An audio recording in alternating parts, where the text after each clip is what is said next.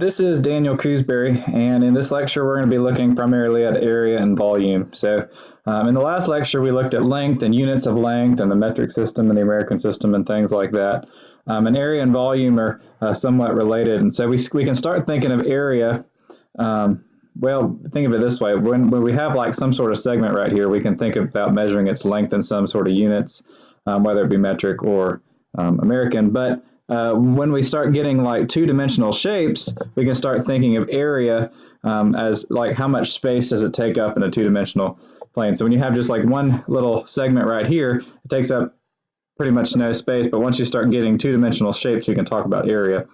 And so because of that, we're going to think of area as being measured in square units. So for example, if each one of these, if I can divide this in maybe sort of a little grid with equal size boxes, if each one of these squares was 1 unit wide, that's a 1, these are all 1 unit wide, then we can think of measuring area as counting the square units in a particular figure. So I could just count up these squares, pretending they're squares, and I'd say this is 9 square units.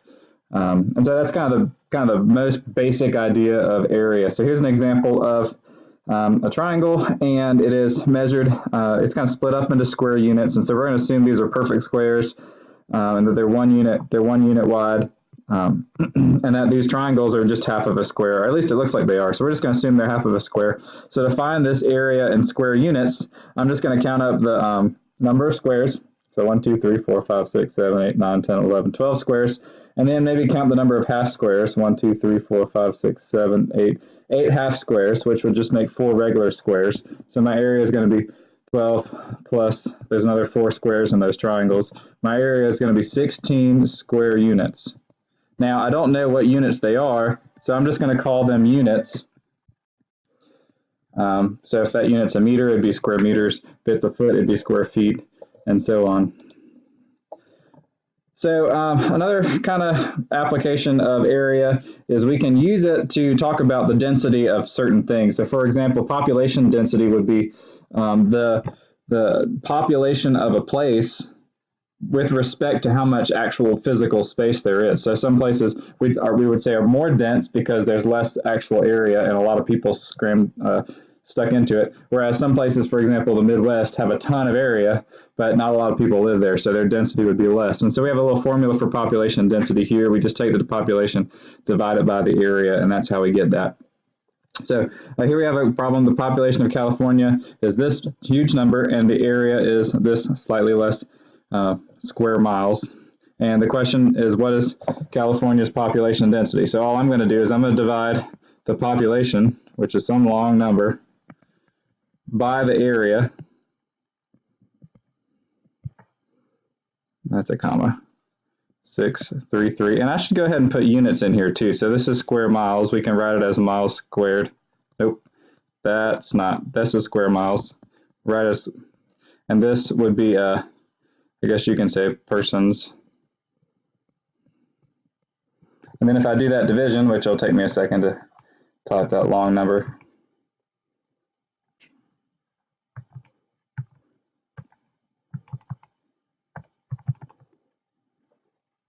Oops, I did something wrong.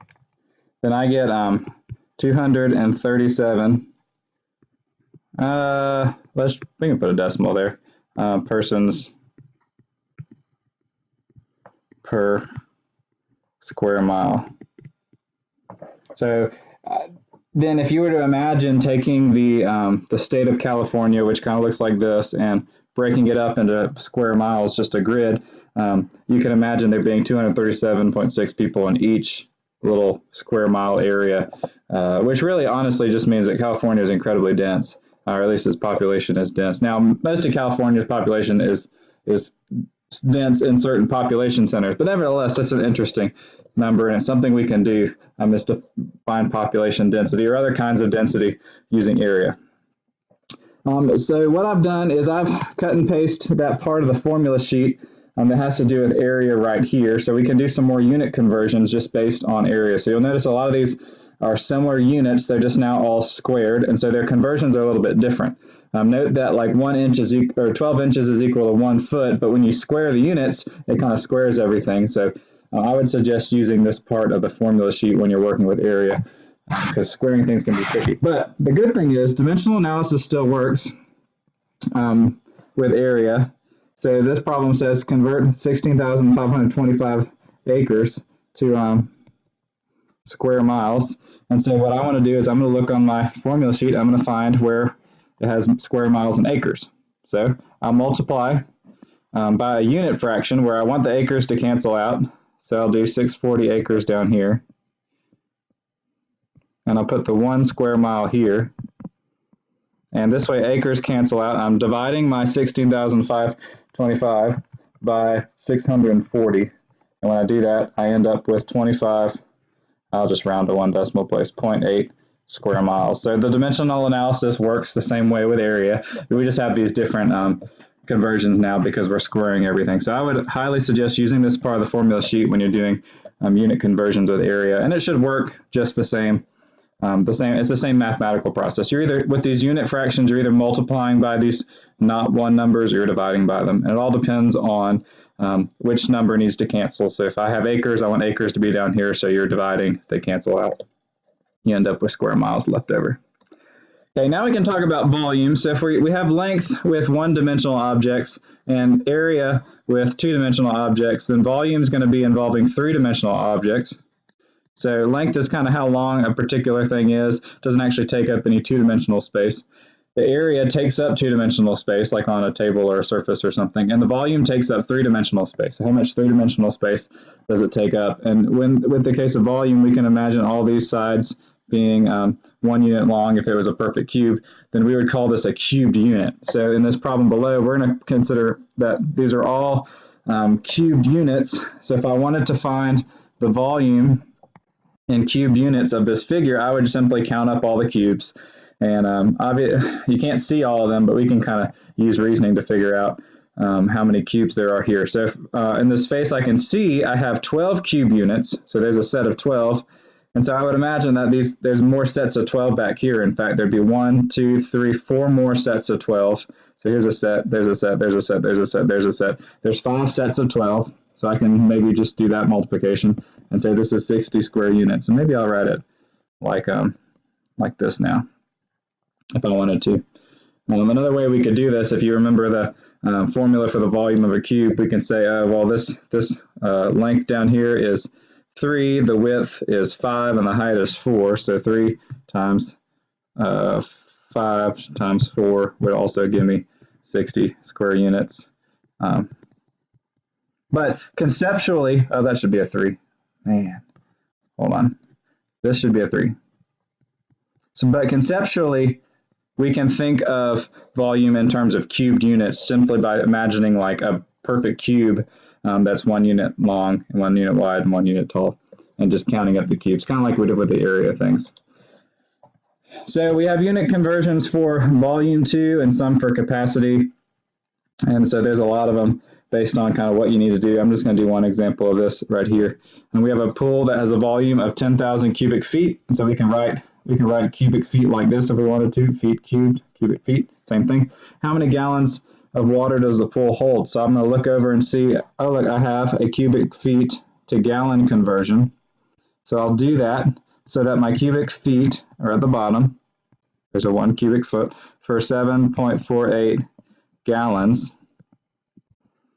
So if I do that, the cubic feet cancel, and I'm doing 10,000 times 7.48, which gives me 74,800 gallons. So the dimensional analysis works the same. I would again suggest you use these particular formulas rather than trying to cube things in your head, because it'll just be nicer. Your chances of messing up will be less.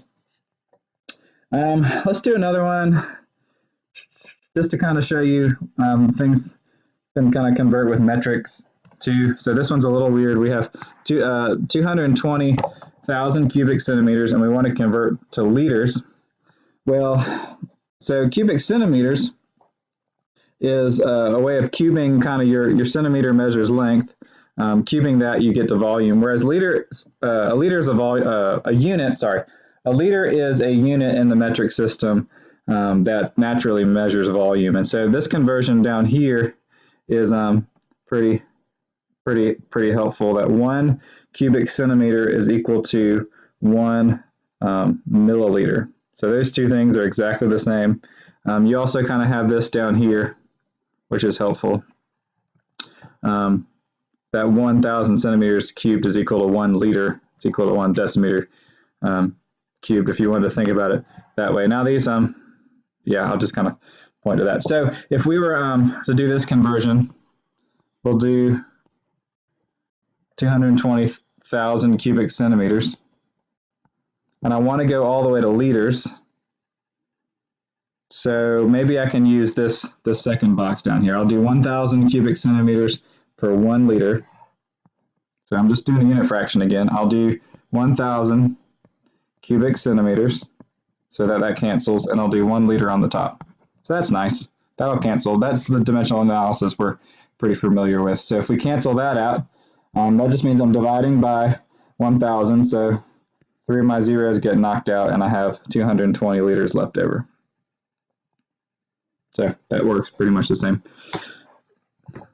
The last thing I want to show you is this notation that you might see. We have a physician who orders 30 cc's daily of indomethacin in 3 equally divided doses.